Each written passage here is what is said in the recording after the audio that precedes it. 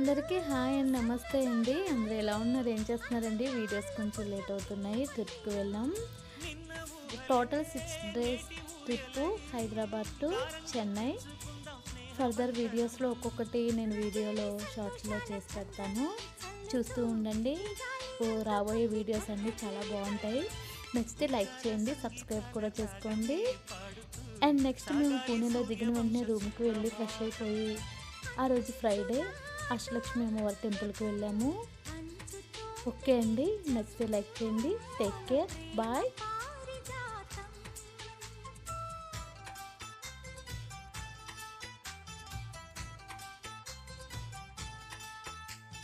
సుక్కలన్నీ ముగ్గులై పక్కుమన్న